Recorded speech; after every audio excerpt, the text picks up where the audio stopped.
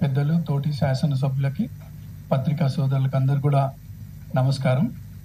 మరి గత 3 రోజులుగా జరుగుతున్నటువంటి పరిణామాలు చూస్తుంటే ఒక యువకుడిగా, కాంగ్రెస్ పార్టీ శాసనసభ్యుడిగా, కార్యకర్తగా చాలా బాధాకరంగా ఉంది. ఎందుకంటే ఒక వర్కింగ్ ప్రెసిడెంట్గా, ఒక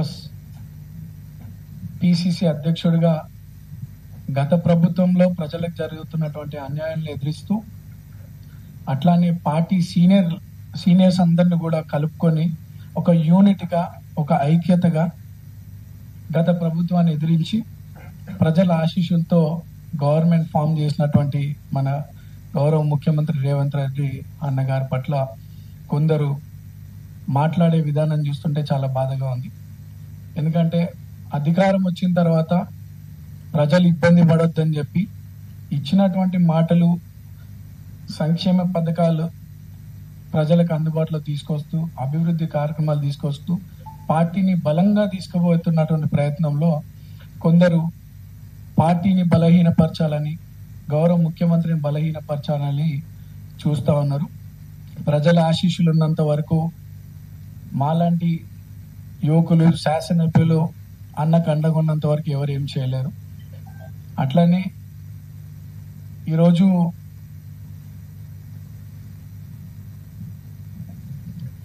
అనేక మంది యువకులకి పార్టీ అవకాశం కల్పిస్తుంది. గౌరవ ముఖ్యమంత్రి గారు, కాంగ్రెస్ పార్టీ ప్రజలకు అందుబాటులో ఉంటూ కాంగ్రెస్ పార్టీకి కష్టపడుతున్నటువంటి చాలా మందికి శాసనసభ్యులుగా, శాసన మండలి సభ్యులుగా, అట్లానే చైర్పర్సన్స్ గా ఎన్నో అవకాశాలు కల్పిస్తూ ఉంది పార్టీ. ఎగ్జాంపుల్, నేను కూడా ఈ వేదిక మీద ఉన్నా.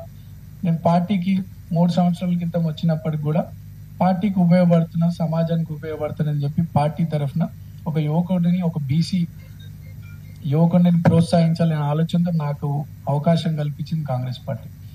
ఎవరైనా సరే కష్టపడితే పార్టీలు గుర్తిస్తాయి, పార్టీ పెద్దలు కూడా గుర్తిస్తారు.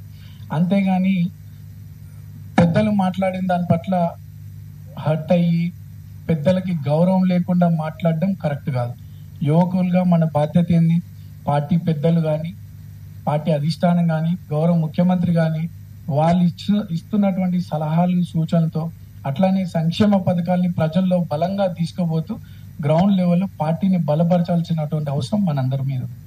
అంతేగాని 2-3 సంవత్సరాల తర్వాత జరిగే ఎలక్షన్స్ గురించి ఇప్పుడే నేనే ఉన్నా అంటూ పార్టీ గౌరవ ముఖ్యమంత్రి గారి పట్ల మర్యాద లేకుండా మాట్లాడడం కరెక్ట్ కాదు. ఈ రోజు ఇచ్చిన స్టేట్మెంట్ రేపు ఉండకపోవచ్చు. మనం ప్రూవ్ చేసుకోవాలి. ఈ రాష్ట్రంలో ఉన్నటువంటి ప్రతి కార్యకర్త కానీ, యువకులు కానీ, యువతులు కానీ పార్టీ కోసం బలంగా మీరు గ్రౌండ్ లెవెల్లో కష్టపడండి. అంతేగాని పార్టీని బలపరచాలని కానీ, గౌరవ ముఖ్యమంత్రి గారిని బలపరచాలంటే ఇటువంటి తప్పుడు మాటలతో, తప్పుడు ఆరోపణలతో అగౌరవంగా మాట్లాడటం మేము సహించమని చెప్పి కోరుతూ, మరి గౌరవ ముఖ్యమంత్రి గారిని క్షమాపణ కోరాలి. అట్లానే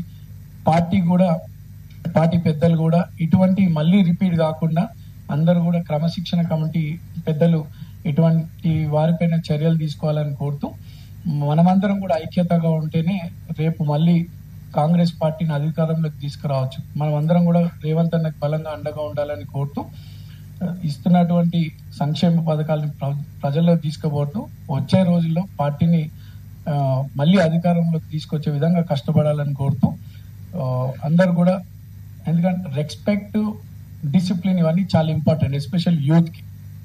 సో ఇవన్నీ కూడా ఫాలో అవుతూ పెద్దలు ఇచ్చినటువంటి సలహాలని, సూచనలని పాటిస్తూ కష్టపడండి. అందరు కూడా మంచి రోజుల్లో వచ్చే అవకాశం ఉంది. కానీ పెద్దల పట్ల గౌరవం లేకుండా మాట్లాడితే మీకు కానీ, మీ భవిష్యత్తు కానీ మంచిది కాదని చెప్పి కోరుతూ, నాకు ఈ అవకాశం ఇచ్చినటువంటి పెద్దలకి ధన్యవాదాలు.